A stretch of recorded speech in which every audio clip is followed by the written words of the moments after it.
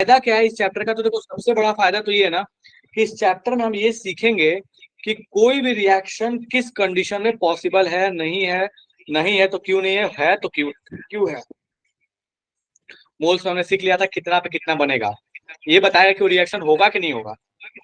ऐसा नहीं कुछ भी डाल दिए, बोला N2O2 NO2 बनाएगा कि नहीं बनाएगा, कभी भी नहीं बनाएगा। कुछ खास केस में बनेगा, कुछ खास केस में नहीं बनेगा। ठीक है, तो बेसिकली थर्मो क्या है?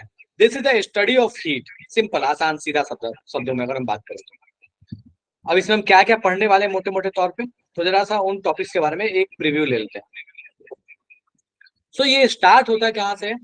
तो ये स्टार्ट होता है दैट इज कि भैया जो यहाँ पे अपने पास इंट्रोडक्टरी वर्ड्स हैं, जैसे सिस्टम, सराउंडिंग, ठीक है,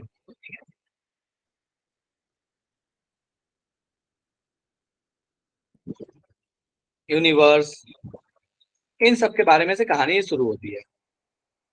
फिर ये कहानी आती है वर्क पे। वर्क पे जब चल रहा होता है तो यहीं पे हम बात कर रहे होते हैं रिवर्सिबल और इरिवर्सिबल प्रोसेस के बारे में। क्या रिवर्सिबल है, क्या इरिवर्सिबल। वर्क जब हम बात कर रहे होते हैं तो यहीं पे अपने पास बात हो रहा होता है that is types of process, isobaric, isochoric.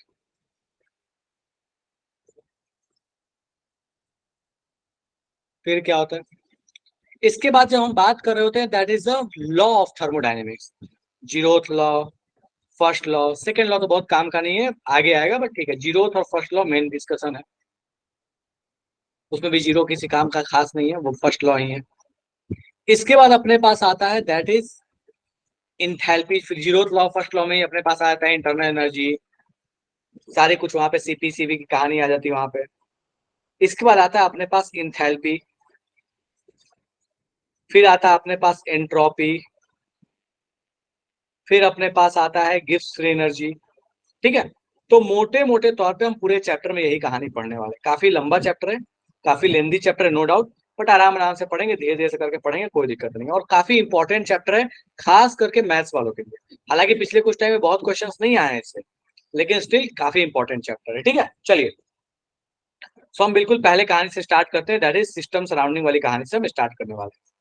तो सीधा सारा बात है कि भैया सिस्टम क्या चीज है। तो ये सिस्टम का मतलब वो नहीं है जो गाना चल रहा होता है। ठीक है, आजकल तो गाना एक फेमस हुआ है ना सिस्टम वाला। चलो, तो कह रहा है कि जिसके बारे में आप स्टडी कर रहे हैं, जिसके बारे में आप पढ़ाई कर रहे हैं, जिसके बारे में आप कोई भी ऑब्जर्वेशन कर रहे हैं, that thing will be known as system. जिसका भी आप ऑब्जर्वेशन कर रहे हैं, अगर इस पेन की कहानी पढ़ रहे हैं तो पेन सिस्टम है, अगर इस पेन की कहानी पढ़ रहे हैं तो ये पेन सिस्टम है, अगर हम इस पेज के बारे में पढ़ रहे हैं तो ये सिस्टम है। तो जिसके बारे में आप स्टडी कर रहे हैं that is basically system.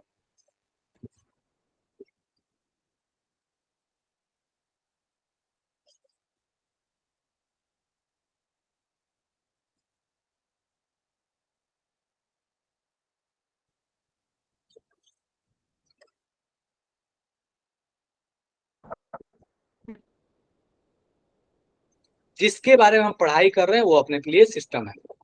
Next आता है दैट इज सराउंडिंग।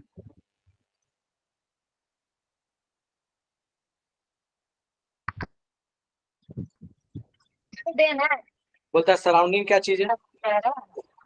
सिस्टम के अलावा दुनिया में हर, मतलब ये अगर पेन के बारे में हम पढ़ाई कर रहे हैं, पेन को हम सीखना चाहते हैं, पेन के बारे में हम इस जानना चाहते हैं कि भैया ये क्या करता है, कैसी इसकी प्रॉपर्टी है, जो भी चीज हम कर रहे हैं, इस पेन के अलावा दुनिया में हर चीज जो काउंट होगी, भले ही इसके लिए चांद की बात कर लें, जुपिटर की बात कर लें, सारा का सारा जो चीज है, इस भाई साहब को जब हम स्टडी कर रहे हैं तो सराउंडिंग होगा। तो बेसिक फंडा क्या है? Simple, other than system. जो भी चीज सिस्टम के अलावा वो अपने पास सराउंडिंग है। Next, universe. यूनिवर्स क्या है? तो कहता है कि सिस्टम और सराउंडिंग को जोड़ दो। बोलता है इन दोनों को जोड़ दो, जो चीज बना उसको बोलते हैं यूनिवर्स। तो ये तीन टर्मिनोलॉजी आपको बड़ा कॉमनली देखने को मिलते रहेगा। तो हमें ये समझ लेना होगा कि भैया सिस्टम क्या, सराउंडिंग क्या, यूनिवर्स क्या।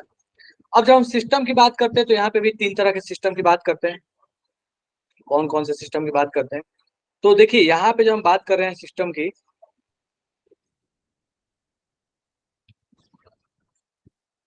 तो एक that is known as open system, second that is known as close system, and third that is known as isolated system. तो बेसिकली तीन तरह के सिस्टम की कहानी है।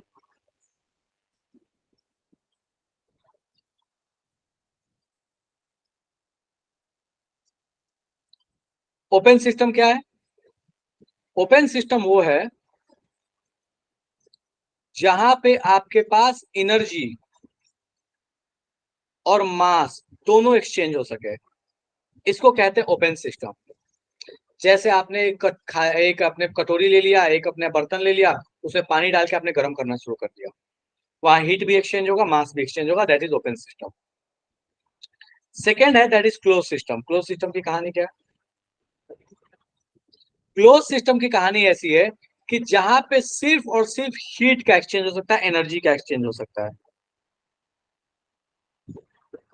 जहां सिर्फ एनर्जी का एक्सचेंज होता है, इसको हम बोलते हैं क्लोज सिस्टम। ठीक है।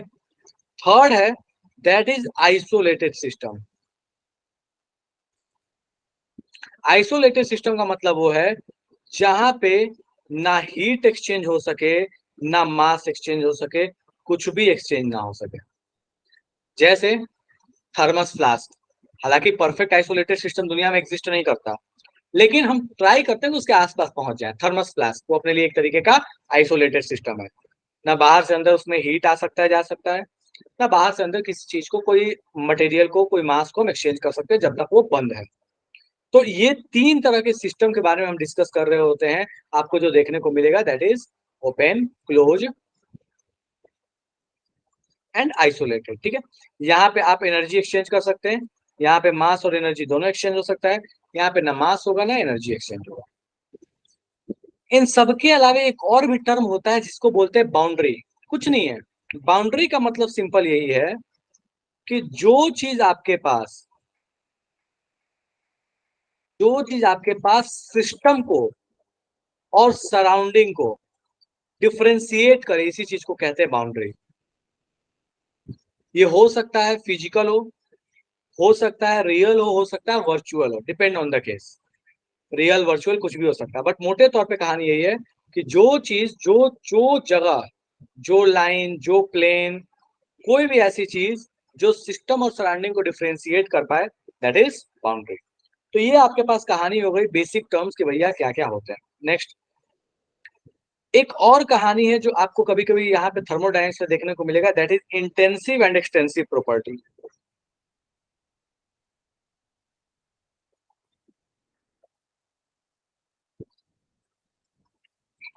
चलिए, तो इंटेंसिव प्रॉपर्टी किसको कहते हैं? इंटेंसिव प्रॉपर्टी का मतलब होता है वो प्रॉपर्टी जो अमाउंट के ऊपर डिपेंड नहीं करे।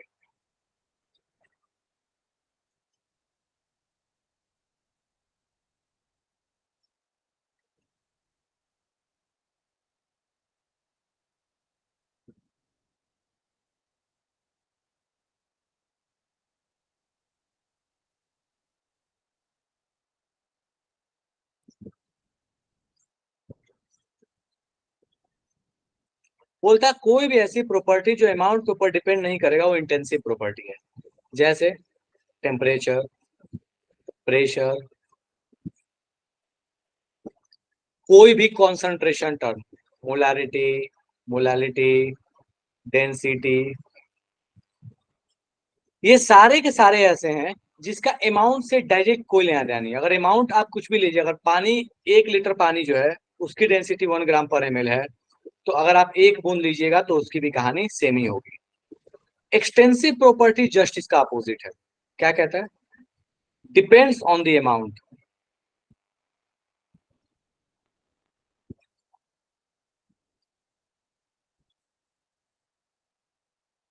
बोलता है वो प्रॉपर्टी जो अमाउंट के ऊपर डिपेंड करे उसको बोलते हैं एक्सटेंसिव प्रॉपर्टी।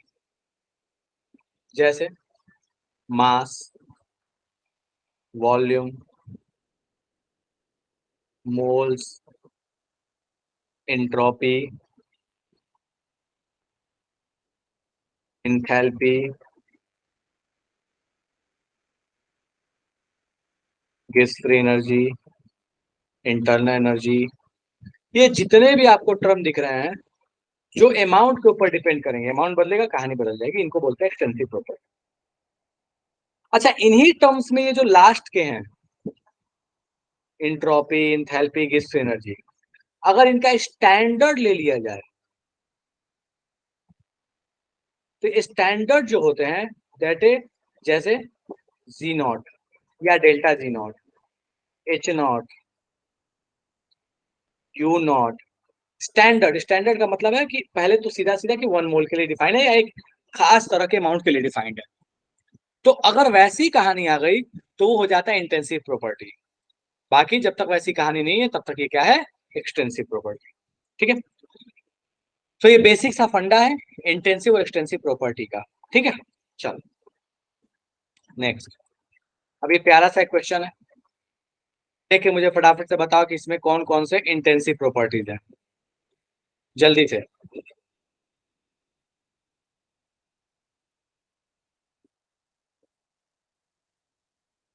Sir density. देखिए और बताइए। Density, molarity. Sir density and molality. Density and molality मतलब वो दोनों प्रॉपर्टी जिसका अमाउंट से कोई लेना देना नहीं है। अगर थोड़ा सा आपने इतना सॉल्यूशन लिया, उसकी मोलैलिटी 2 मोलल थी, तो इतना भी ले लोगे उसमें तो 2 मोलल ही रहेगा। ठीक है, तो ये अपने पास दो ऐसे हो गए जिसका अमाउंट से कोई लेना देना। ठीक है, चलिए, तो इनको बोलते हैं दीज आर इंटेंसिव प्रॉपर्टीज। चलिए नेक्स्ट आते हैं। नेक्स्ट कहानी होती है रिवर्सिबल एंड इरिवर्सिबल प्रोसेस। अब यहां से आपके पास थर्मोडायनेमिक्स शुरू होता है काम का।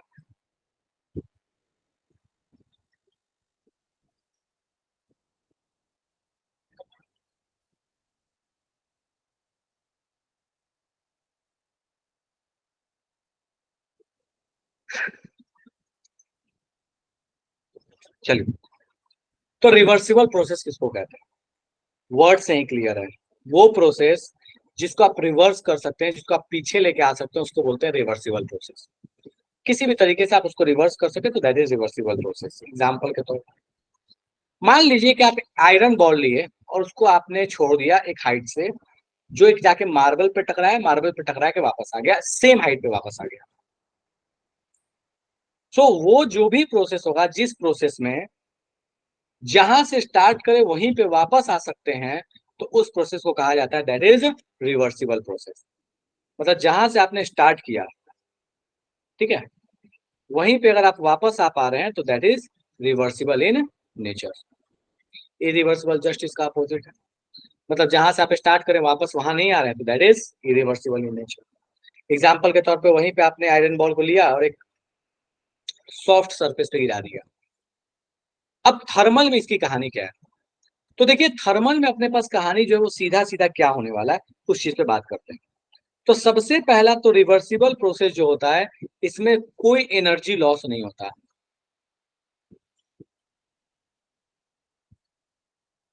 यहां पे एनर्जी लॉस होता है।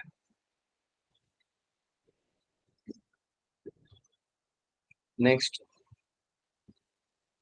कहता है ये बहुत स्लो होता है, very slow, slow infinite steps में होता है।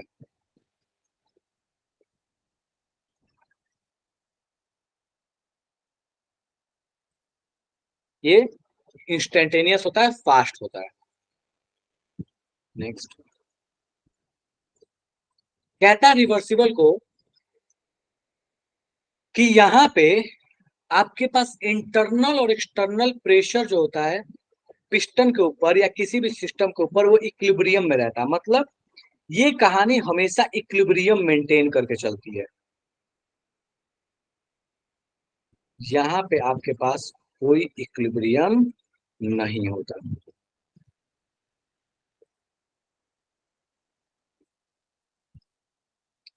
नेक्स्ट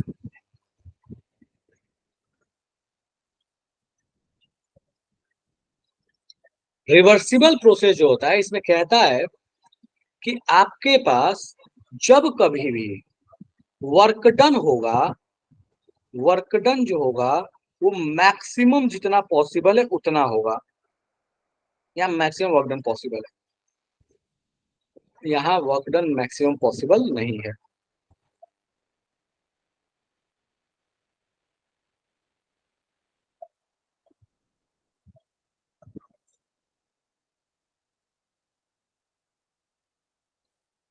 नेक्स्ट कहता है ये एक आइडियल प्रोसेस है, मतलब रियल में नहीं हो सकता, और ये जो है एक रियल प्रोसेस है जो एक्चुअल में होता है।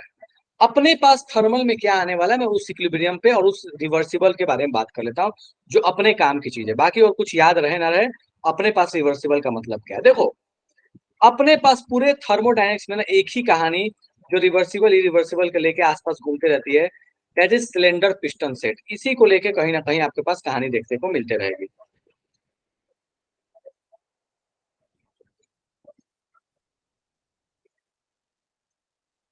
इसी को लेके आपको कहानी आसपास में देखने को मिलते रहेगी।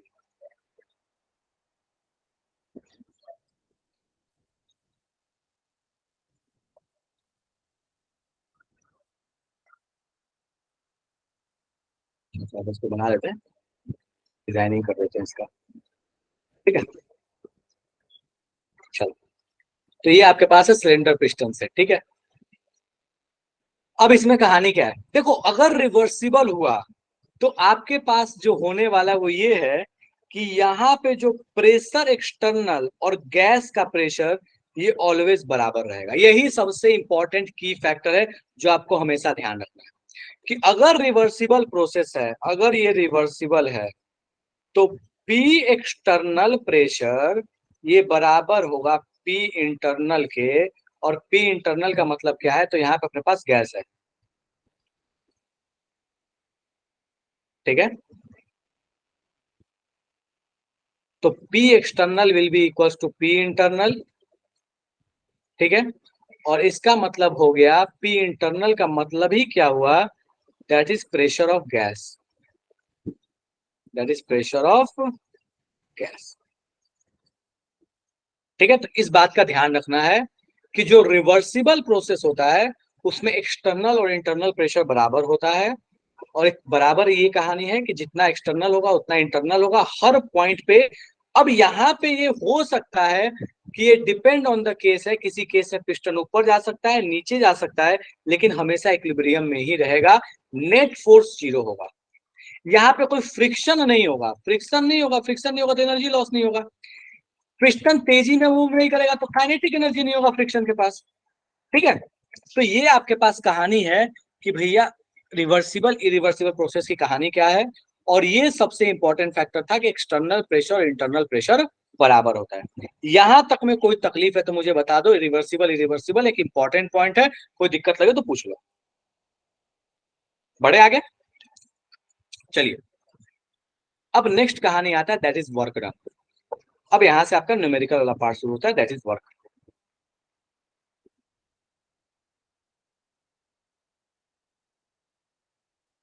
और वर्क की कहानी क्या है, सो कहता है कि आपके पास मान लीजिए ऐसी कहानी है, ये सिलेंडर पिस्टन सिस्टम ही बनाए थे।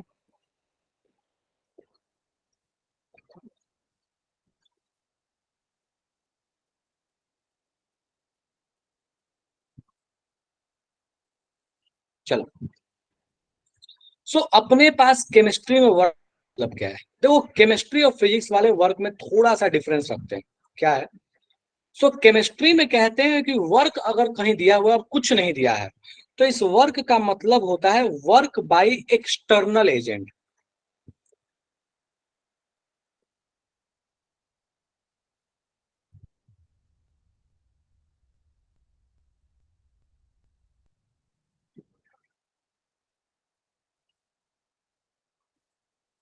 बोलता है कि जो एक्सटर्नल एजेंट वर्क करता है, जो एक्सटर्नल फोर्स के कारण वर्क होता है, ठीक है, दैट इज अपने पास जो काम की चीज होती है, जो अपने पास केमिस्ट्री में पढ़ रहे होते हैं। हमारे लिए केमिस्ट्री में यही है कि वर्क का मतलब है work due to external force. मतलब सीधा सीधा अगर हम बात करें तो इस वर्क को हम ऐसे लिख सकते हैं, दैट इज डब्ल्यू एक्सटर्नल।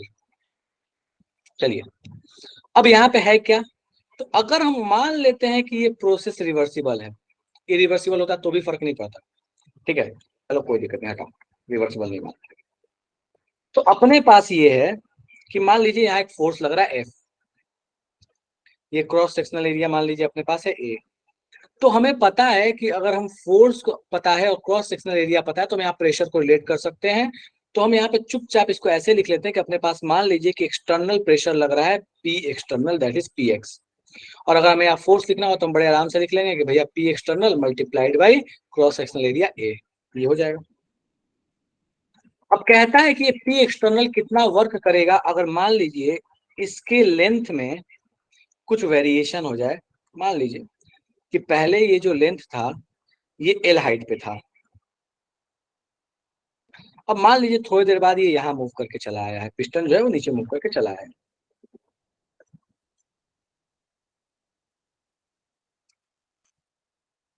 ठीक है, मान लीजिए ये जो हाइट है दैट इज L डैश। ठीक है, तो कहता है कि बताइए इस एक्सटर्नल फोर्स ने कितना वर्क किया। आप बचपन वाला कहानी लगाते हैं यहाँ पे, हम बहुत बार वर्क पढ़े हैं। सो वर्क होता क्या है, वर्क होता है F डॉट डी एस। अब F डॉट डी एस की जरूरत तो है नहीं, क्योंकि भैया प्रेशर जो है वो आपके पास परपेंडिकुलर ही लग रहा है और डिस्प्लेसमेंट भी उसी डायरेक्शन में हो रहा है, तो अपने पास वो दिक्कत है नहीं, डॉट लगाने की जरूरत नहीं, हम सीधे मैग्नीट्यूड लगा सकते हैं। चलिए, तो अपन यहाँ पे लिखना शुरू करते हैं वर्क की कहानी। थोड़ा सा इसको जूम कर लेता हूँ। ठीक है, तो वर्क बराबर क्या हो जाएगा, तो integration of F dot D S होगा। F के जगह पे अगर हम चाहें तो हम लिख सकते हैं दैट इज प्रेशर एक्सटर्नल, तो PEX multiplied by cross sectional area A into ds। अगर हम चाहें तो इसको ऐसे लिख सकते हैं, ये जो ds लेंथ का चेंज हुआ, ये कितना लेंथ का चेंज हुआ, तो अपन इसको थोड़ा सा ऐसे लिख लेते हैं, P एक्सटर्नल एरिया को अंदर मल्टीप्लाई कर लेता हूं मैं ds। तो एक बात बताइए, यहाँ तो एरिया तो ये कांस्टेंट क्वांटिटी है, ये तो बदलने वाला नहीं है। तो अगर हम देखें तो हम इसको ऐसे नहीं बोल सकते ADS area into ds, area into छोटा सा लेंथ, तो ये क्या हो जाएगा, छोटा सा वॉल्यूम दैट इज dv। तो अपने पास क्या हो जाएगा, ये basically area into ds that is dv।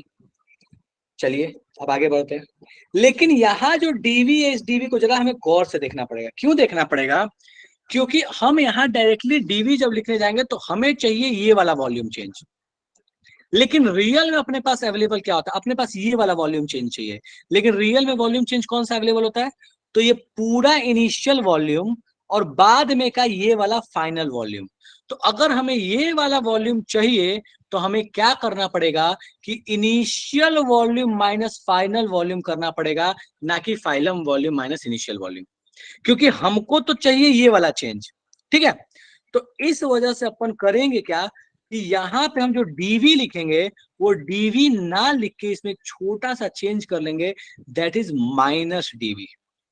Minus dv लिखने का फायदा यही हुआ क्योंकि dv मतलब तो हम सीधे समझेंगे वॉल्यूम चेंज, और हमको कौन सा वॉल्यूम चेंज पता चलेगा, तो हमको पता चलेगा पूरे गैस का ये वॉल्यूम और माइनस ये वॉल्यूम, बेसिकली माइनस ये वाला फाइनल और ये वाला इनिशियल।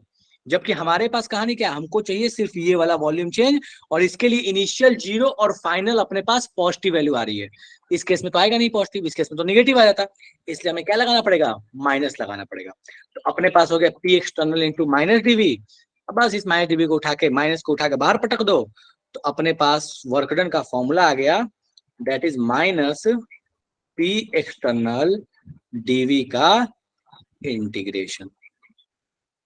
और कहां से कहां तक ये dv का इंटीग्रेशन होगा, तो इनिशियल वॉल्यूम से लेके फाइनल वॉल्यूम तक। मुझे ये बता दो कि इस प्रोसेस में किसी को दिक्कत है, ये वर्क डन कैसे ये डिराइव किया, कोई ऐसा इसको इसमें दिक्कत है कि निगेटिव क्यों आया या कोई इस तरह की चीजें। बढ़े आगे, नहीं तो रट्टा मार के याद रखो कि वर्क डन बराबर होता है माइनस PdV का integration, P is external pressure. ठीक है, चलो अब अपने पास कहानी आता है कि भैया ये तो हम समझ गए कि एक्सटर्नल प्रेशर इंटू dV का इंटीग्रेशन। अब अलग अलग प्रोसेस में, जैसे रिवर्सिबल अलग अलग तरह के प्रोसेस होते हैं, अब उन सारे प्रोसेस में हम वर्क डन कैसे निकालें। तो अब अपन बात करने वाले हैं कि फॉर रिवर्सिबल, देखो वर्क का मैं यहाँ एक फ्लो चार्ट बना दे रहा हूं। वर्क, अगर प्रोसेस इरिवर्सिबल है तो आपको सोचना ही नहीं है, आपको फॉर्मूला माइनस पी डीवी ही लगाना पड़ेगा। और यहाँ जो पी है ये एक्सटर्नल है, कोई किंतु परंतु है ही नहीं। और अगर ये रिवर्सिबल हुआ तो आपके पास अलग अलग तरह के फॉर्मूले अलग अलग प्रोसेस में आते जाएंगे, जैसे जैसे आते जाएंगे वैसे वैसे हम यहाँ पे लिखते चले जाएंगे। ठीक है, चलिए। तो सबसे पहला अपने पास एक प्रोसेस आता है,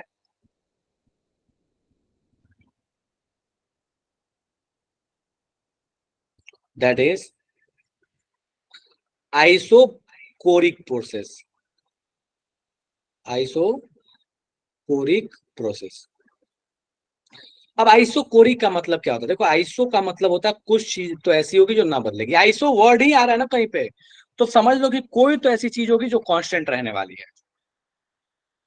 आइसो बार आया तो मास कांस्टेंट, टोप आया तो एटॉमिक नंबर कांस्टेंट, टोन आया तो न्यूट्रॉन कांस्टेंट।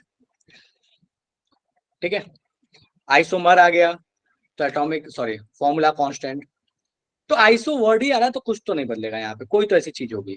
तो यहाँ पे वॉल्यूम होता है कांस्टेंट।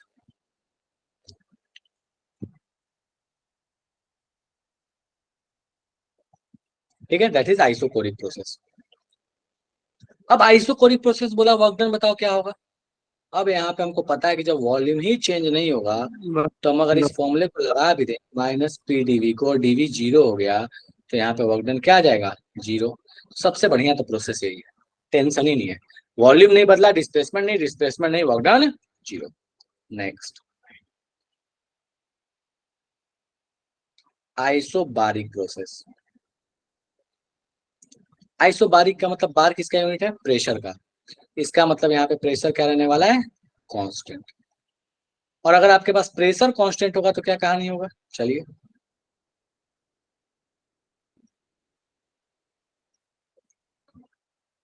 हमको पता है प्रेशर कांस्टेंट है, बाहर निकाल ले। कुछ लोगों के मन में एक ख्याल आएगा कौन सा प्रेशर है ये?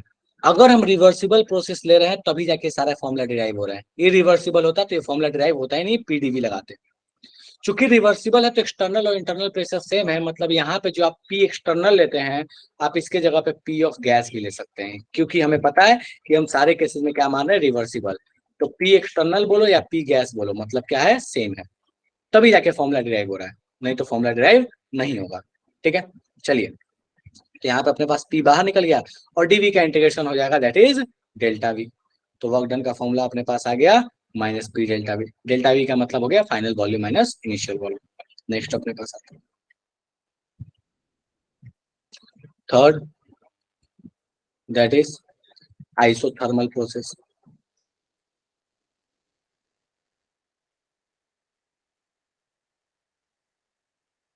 नाम से ही क्लियर है, टेम्परेचर कांस्टेंट।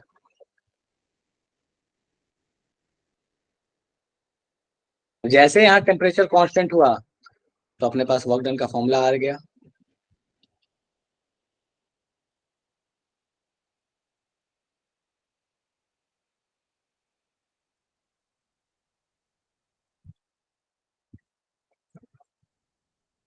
प्रेशर बराबर क्या लिख सकते हैं? NRT by V. तो this will be minus NRT by V DV. Internal external pressure बराबर है, एन और आर कांस्टेंट है, आइसोथर्मल है, टीवी कांस्टेंट, उठा के बाहर फेंक दिया।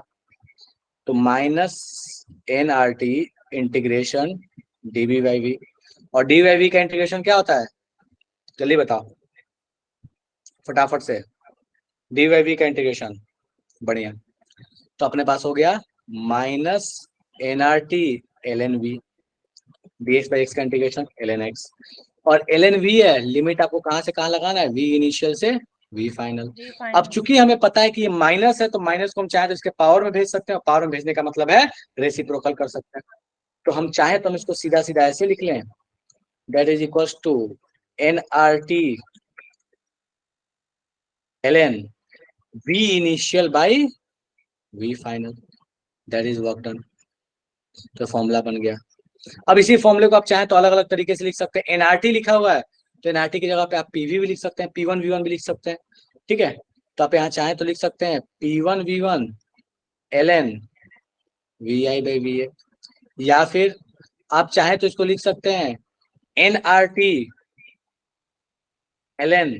अब हमको पता है कि अगर टेम्परेचर कांस्टेंट है, आइसोथर्मल प्रोसेस है, गैसेस स्टेट में पढ़े हुए हैं कि V1 by V two to P2 by P1 हो जाएगा। तो आप चाहें तो ln लिख सकते हैं यहाँ पे, दैट इज P2 फाइनल के फॉर्म में लिखा है, तो PF बाई PI। ये सारे के सारे आपके फॉर्मूला बन के यहाँ पे मिल गए कि भैया आइसोथर्मल का फॉर्मूला कैसे लगाइएगा। ln है, लॉग में कन्वर्ट करना है, 2.303 से मल्टीप्लाई कर लेंगे। डन है क्या? इस पूरे कहानी में मुझे फटाफट से बता दो कोई ऐसा तकलीफ जो आइसोथर्मल में समझ नहीं आया तो बता दो, अपन बात करें फिर आगे बढ़े। सर लॉग में v final upon v initial हो जाएगा। माइनस हटा दिया है, ये ध्यान दो, यहाँ पे v final by v initial होता, लेकिन ये माइनस जैसे यहाँ पे लेके अंदर गए हैं तो वो क्या हो जाएगा, पावर में -1। पावर में -1 का मतलब क्या होता है? ठीक है, डन है। Yes sir. चलिए ठीक है, तो ये आपके पास कहानी हो गया वर्क डन का कि आइसोथर्मल में कहानी कैसे चलेगी work done.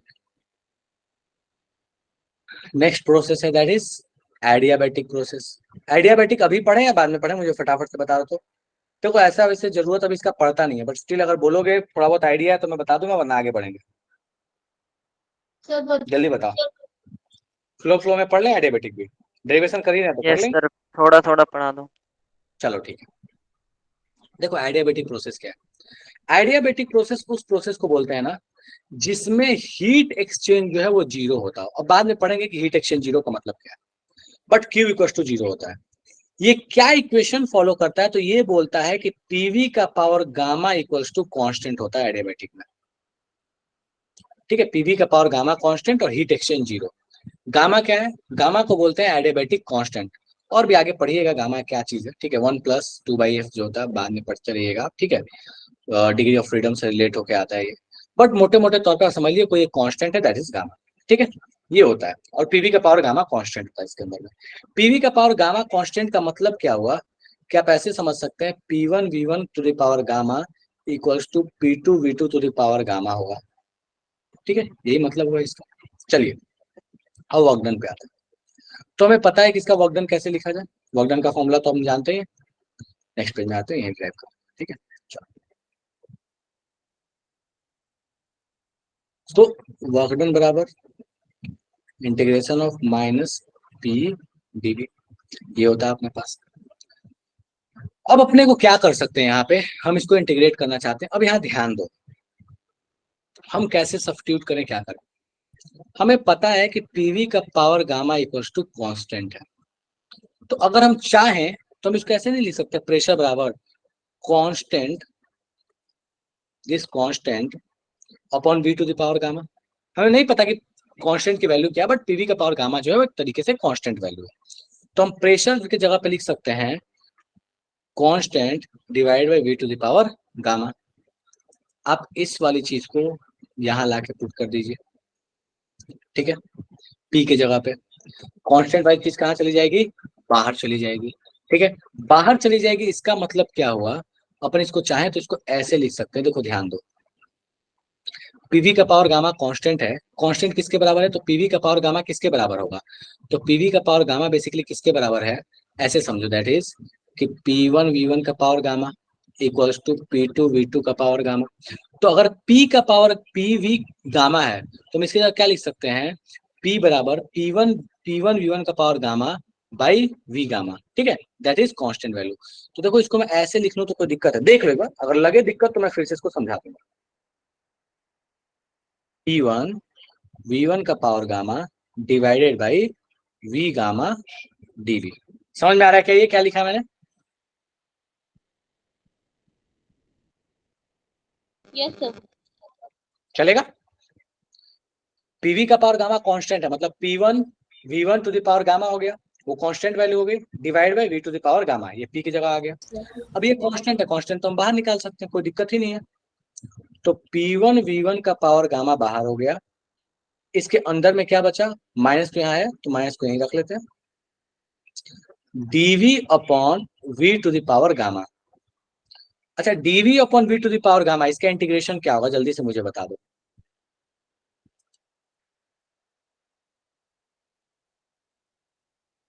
dV upon V to the power gamma का इंटीग्रेशन क्या होगा? v to the power minus gamma है, v to the power minus gamma का इंटीग्रेशन क्या होगा जल्दी बताओ फटाफट से। ln कैसे होगा पूजा? ln तो तब होता है ना जब dv बाई v होता है, v to the power minus gamma का इंटीग्रेशन थोड़ी हो जाएगा ln। चलिए, तो अपने पास इसका मतलब क्या हुआ, dv बाई v का मतलब हुआ v to the power minus gamma dv, और इंटीग्रेशन क्या होता है minus gamma plus 1 divide by gamma minus gamma plus 1।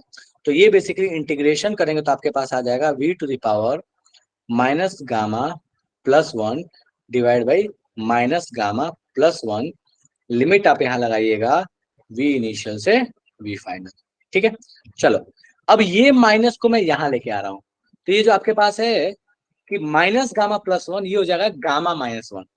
ठीक है, तो ये हो गया P1 V1 का पावर गामा, नीचे में आपके पास हो गया गामा माइनस 1, ऊपर में आपके पास क्या हो गया, इस वाले चीज को ध्यान दोगे तो ये वाला हो गया v to the power minus, अब देखो लिमिट में पुट कर ले रहा हूं, तो vf 1 minus gamma minus vi 1 minus gamma. चलेगा क्या? देख लो एक बार इसको, अगर लगे दिक्कत है तो पूछ लो, देख लीजिए एक बार अच्छे से इसको। डन है? चलो अब अपन इसको मल्टीप्लाई कर लेते हैं इस वाले टर्म को अंदर में। अच्छा, P1 V1 का पावर गामा और P2 V2 का पावर गामा दोनों बराबर था, हम तो अभी जस्ट देखे थे, यहाँ पढ़े थे ना। तो मुझे पता है ये बोरिंग जा रहा है, ठीक है, बट अब पढ़ाना है, जरूरी है, क्योंकि एडवांस में आ सकते हैं क्वेश्चंस, तो मजबूरी है पढ़ाना। ठीक है, तो P1 V1 का पावर गामा और P2 V2 का पावर गामा जो है कांस्टेंट वैल्यू है। ठीक है, तो हम चाहे तो हम इसके जगह पे पुट कर सकते थे P2 V2 का पावर गामा, और ये VF जो है बेसिकली V2 ही तो है। VF क्या ले रहा हूँ, V2, V initial V final ना लगे, V1 V2 ले लो, क्योंकि हर जगह 1 2 इस्तेमाल कर रहे हैं, तो चलो 2 ले लिया, यहाँ पे भी 2 लिख लो ताकि दिक्कत ना। ठीक है, चलो this is V2, this is V1, तो P1 V1 into V2 to the power 1 minus gamma, इसमें P1 V1 की जगह क्या लिख सकते हैं आप, P2 V2 to the power gamma, और P2 V2 to the power gamma multiplied by 1 minus gamma, तो ये बेसिकली आपके पास बन जाएगा that is P2 into V2। बचेगा क्या, इधर देखो, इसको इधर मल्टीप्लाई करोगे, ये गामा ये 1 minus gamma, 1 minus gamma plus gamma, क्या बचेगा 1, मतलब P1 V1 divided by gamma minus 1। यही आपके पास आ गया वर्क डन का फॉर्मूला। समझ में आया क्या? नीट के लिए अंजलि इंपॉर्टेंट तो नहीं है, बट अब दोनों है तो थोड़ा सा कभी कभी मैनेज करना पड़ता है चीजों को। ठीक है, मतलब जो सच है वो सच है, उस चीज से मैं डिनाई नहीं कर सकता। ठीक है, तो वर्क डन का फॉर्मूला आ गया that is P2 V2 minus P1 V1 divide by gamma minus 1।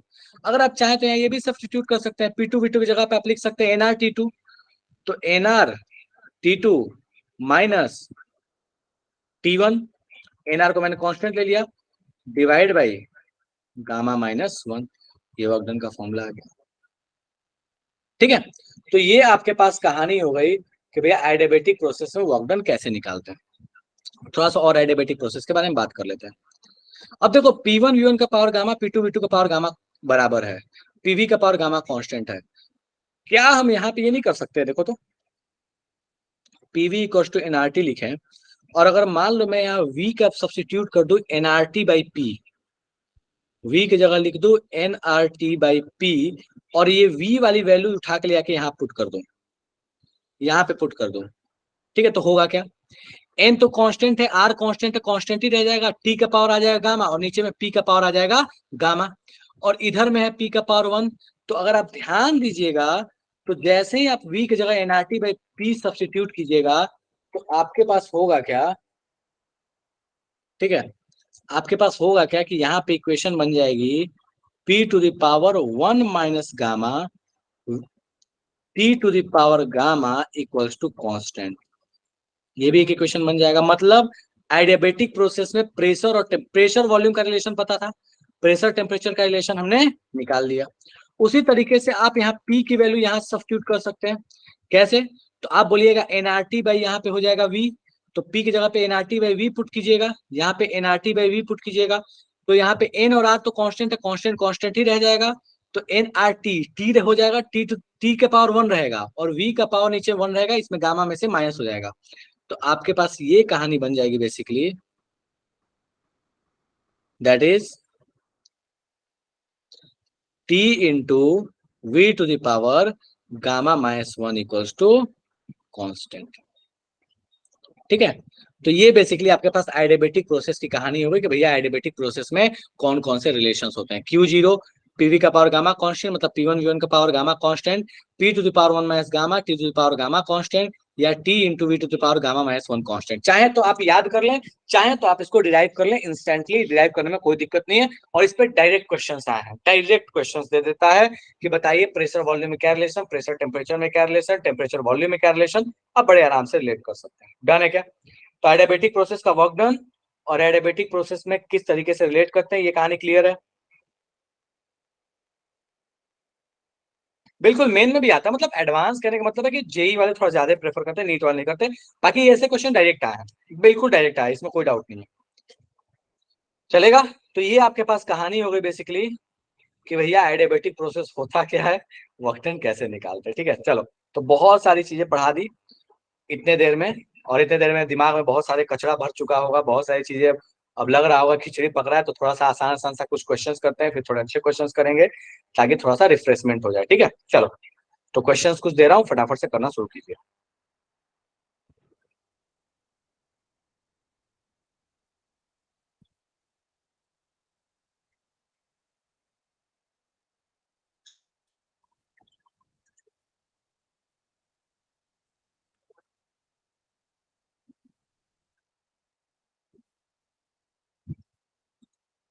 देखो मेरे हिसाब से तो ये क्वेश्चन ऐसा होना चाहिए जिसमें तुमको सेकंड में आंसर आ जाना चाहिए। देखो फटाफट से, और आंसर आएगा नहीं आएगा जल्दी बताओ।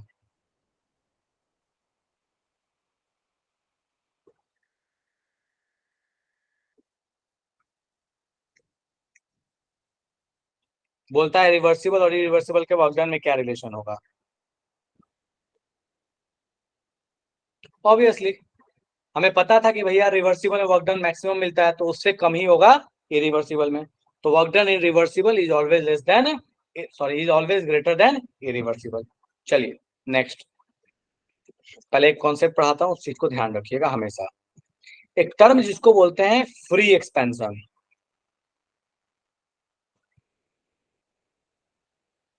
फ्री एक्सपेंशन का मतलब वो हुआ जहां पे एक्सटर्नल प्रेशर अगर जीरो हो गया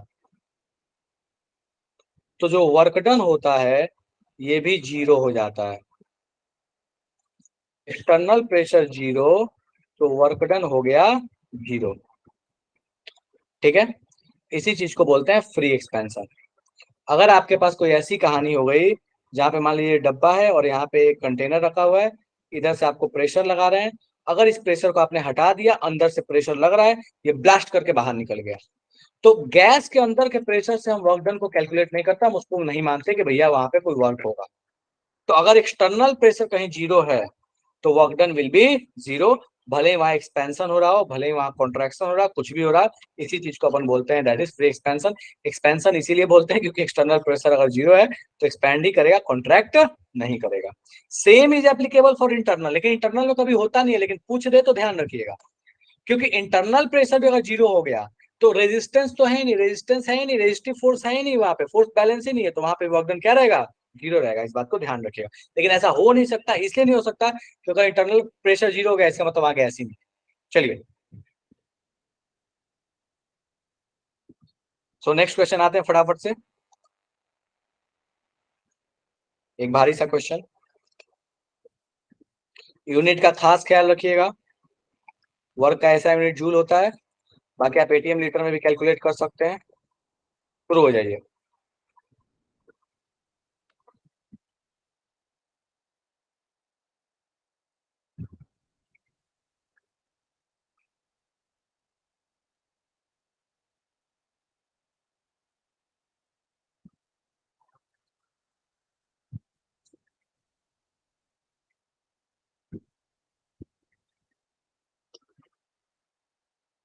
सॉल्व करना है, सॉल्व कीजिए, फटाफट से आंसर लाइए।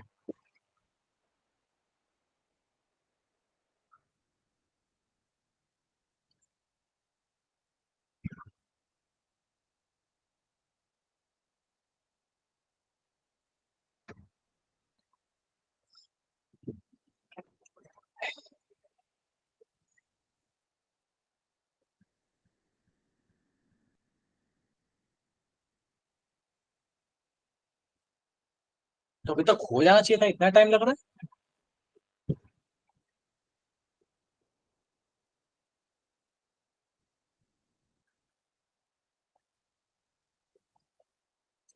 खुशी, free expansion is irreversible process. Reversible कैसे हो सकता है? रिवर्सिबल के लिए एक्सटर्नल और इंटरनल प्रेशर बराबर होने चाहिए, यहाँ एक्सटर्नल इंटरनल कैसे बराबर होगा? तो फ्री एक्सपेंशन का तो मतलब ही हुआ इरिवर्सिबल। Okay sir. अच्छे से पढ़ो क्वेश्चन। बोलता है 5 लीटर का आइडियल गैस है, 5 atm external pressure, sorry 5 atm pressure है, आइसोथर्मली एक्सपैंड कर रहा है इनटू वैक्यूम। बहुत इंपॉर्टेंट वर्ड है, इसको भुला जा रहे हो और फॉर्मूला लगाना शुरू कर दे रहे हो। इनटू वैक्यूम का मतलब जीरो हो क्या हुआ कि जाएगा। बाहर में प्रेशर लड्डू है। ठीक है, जीरो हो जाएगा। हाँ जी।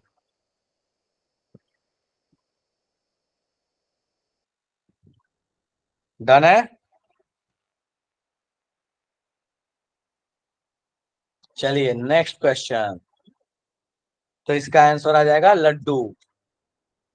अगला क्वेश्चन, इसमें मैं फॉर्मूला लगेगा, अब लगाओ आराम से फॉर्मूला। फॉर्मूला लगाओ, सॉल्व करो। बच्चों वाला क्वेश्चन है, एलकेजी का, सॉल्व करो इसको। Calculate the work done when 1 mole of ideal gas is compressed reversibly from 1 bar to 3 bar at constant temperature 300 Kelvin.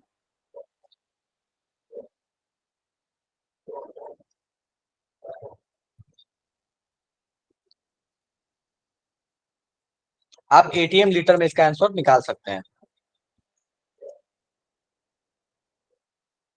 ATM litre unit use कीजिए, कोई दिक्कत नहीं है।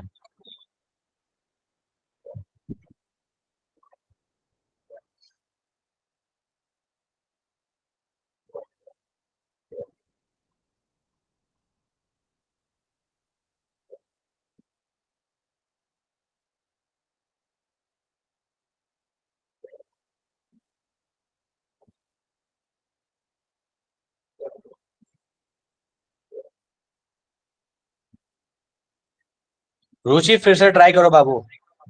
सर log 3 कितना होता है?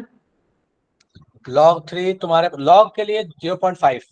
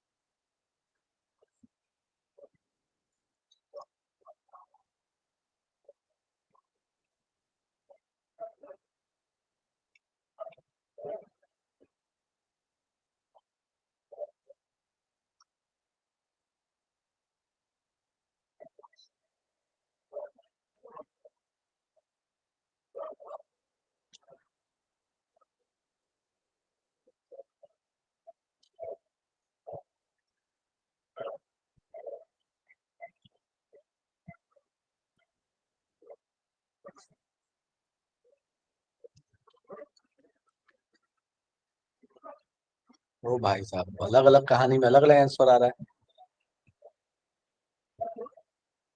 इतना भारी है क्या क्वेश्चन?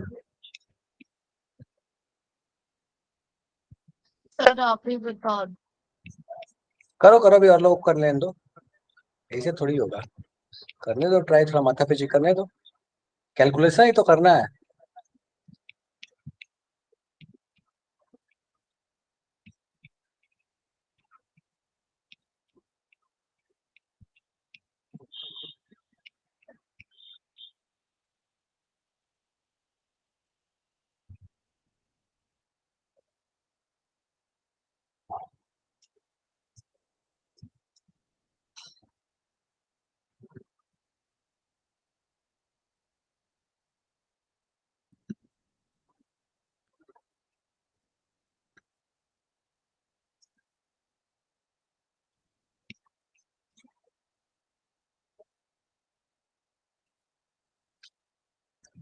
चलो काफी लोग पास तो पहुंच ही रहे।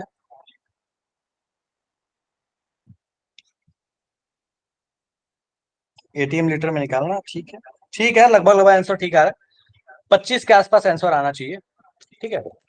चलो कर लेते हैं इसको सॉल्व। सो ये तुम्हारे पास कहानी हो जाएगी, सीधा सीधा फॉर्मूला लगाते हैं, n R T L n P2/P1, mole से 1, R 0.082, टेम्परेचर है 300, फाइनल प्रेशर आपको कितना दिया हुआ है, दैट इज 3 atm। तो लॉग के अंदर पुट करो, लॉग इसको लेने के लिए तो 2.303 ले लेते हैं, और log 3/1, final pressure by initial pressure, इन सबको मल्टीप्लाई करो और लॉग 3 की वैल्यू पुट करो, लगभग 0.5, लगभग 0.5 आएगा ये, ठीक है। तो जैसे लगभग 0.5 पुट करोगे तो ये आंसर जो है लगभग लगभग आसपास में 25 के पहुंच जाएगा, ठीक है। 25 से थोड़ा कम ज्यादा हो सकता है, पर ठीक है, लगभग 25 के आसपास पहुंच जाएगा। यूनिट रहेगा आपके पास एटीएम लीटर, चलेगा क्या? देख लो पर अच्छे से। ठीक है, आकाश, हो सकता है आप एग्जैक्ट वैल्यू पुट करोगे, तो देखो मैं ऐसे बता रहा हूँ, 300 मतलब एक रफ डेटा बता रहा हूँ, तुम ऐसे करके चेक कर लो, एग्जैक्ट वैल्यू पुट करोगे तो हो सकता है 27 आ जाए, बट एक रफ डेटा दैट इज 25 के आसपास आएगा, ठीक है। चलो एग्जैक्ट देख लेना, कैलकुलेट करके लॉग वॉग की वैल्यू सही से पुट करोगे तो हो सकता है आ जाए। ये क्वेश्चन थोड़ा सा ऑब्जेक्टिव, एकदम बिल्कुल बिना पेन पेपर उठाने वाला है, लेकिन सोचने वाला है। हवा में आंसर करोगे तो गलत कर दोगे, ये जान लेना। Work done bye an ideal gas in an isothermal process against constant external pressure. पहले तो ये सोच के बताओ कि प्रोसेस रिवर्सिबल है कि इरिवर्सिबल है, पहले मुझे ये सोच के बताओ।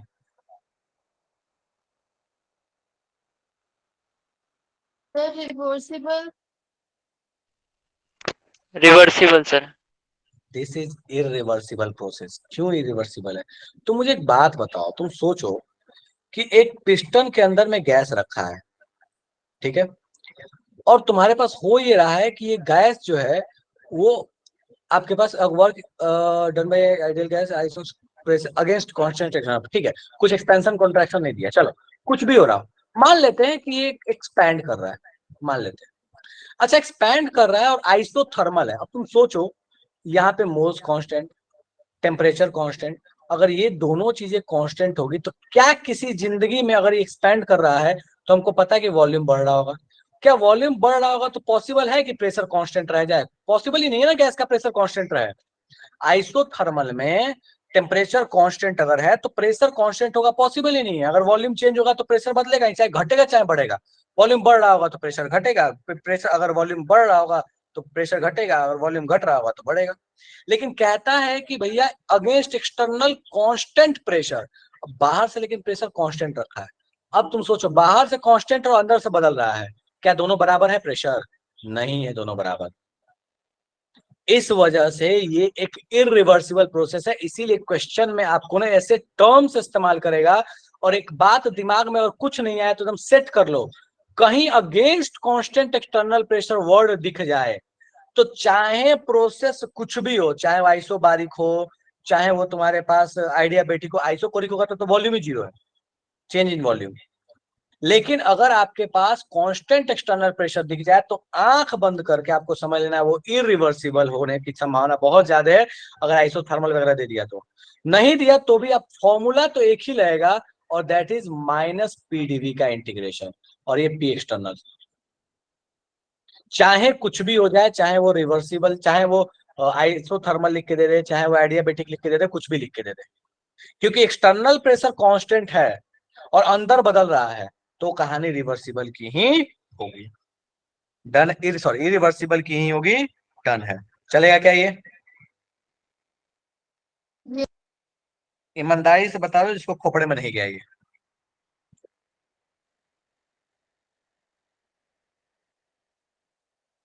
सामिया कैसे? अब इतना कहानी बताया, अभी बोलिए ऑप्शन नंबर है, कैसे हो सकता है जब बोल ही रहा होगा हूं था मैं सर, कि। हाँ बोलो।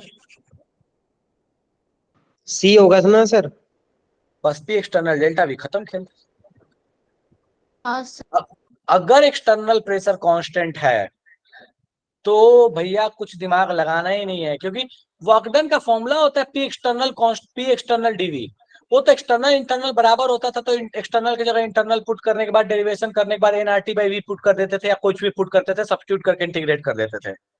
लेकिन भाई साहब यहाँ पे तो आपको दिख रहा है क्लियर कट के ना, प्रेशर एक्सटर्नल इज कांस्टेंट, अंदर में कितनो भसर हो जाए, एक्सटर्नल प्रेशर कांस्टेंट तो माइनस पीडीवी, बात खत्म। डन है ये? Yes sir. Yes, sir. कोई ऐसा इसको अभी भी लग रहा है? हाँ बोलो।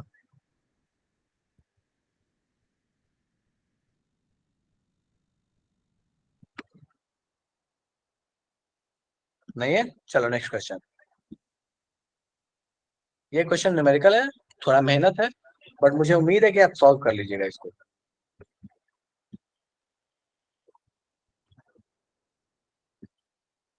बोलता है the maximum work of expansion of 2 moles of ideal gas at 300 Kelvin occupying a volume 20 decimeter cube, मतलब litre, decimetre cube is litre, isothermally and reversibly. देखो यहाँ पे बड़ा अच्छा से यूज किया है, रिवर्सिबली बोल दिया है, until the volume becomes 40 decimeter cube। बड़ा आराम से एनआरटी लगा लो, NRT ln v2 NRT ln v1 by v2, बात खत्म। सॉल्व हो जाएगा क्या ये क्वेश्चन? देख लो एक बार, Yes, हो sir. जाएगा नहीं होगा मुझे ये बता दो। हो जाएगा सर। हो जाएगा, चलो ठीक है। एक और क्वेश्चन दे रहा हूँ, मुझे ये देख के बताना ये सॉल्व होगा कि नहीं होगा।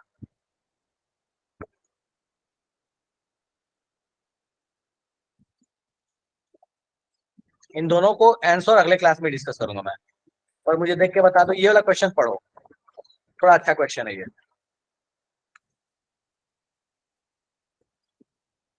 देखो स्टेटमेंट पढ़ना, against constant external pressure 0.3 atm, भले वो आइसोथर्मल है लेकिन एक्सटर्नल प्रेशर मतलब इरिवर्सिबल, माइनस पी डेल्टा भी लगेगा।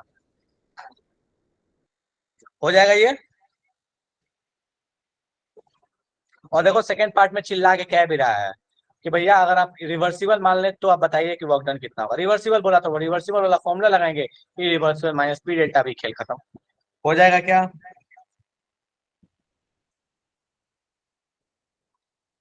चलिए ठीक है। तो आज काफी सारा चीज मतलब दिमाग को परेशान करने के लिए आप देख चुके हैं, और ज्यादा परेशान नहीं कर रहे हैं, ठीक है। तो आज की सभा अपन यहीं पे रोकेंगे, ज्यादा परेशान नहीं कर रहा मैं, बहुत सारे ऑलरेडी डेरिवेशन वगैरह आपसे करा दिए हैं। जाके आप आराम से घर पे प्यार से डेरिवेशन को देखिए, और लगे कि कोई दिक्कत है तो अगले क्लास में पूछ लीजिएगा, ठीक है। आप आराम से जाके घर पे इस चीज को देखिएगा, चलेगा? सर पीडीएफ भेज देना जल्दी सर, तभी हाँ। तो देखेंगे। ठीक है, मैं अभी फटाक से पीडीएफ भेजता हूँ, अभी भेजता हूँ मैं पीडीएफ, ठीक है। Yes, sir. Bye. चलो अभी भेज रहा हूँ मैं पीडीएफ, ठीक है। चलो ठीक है, ओके बाय बाय।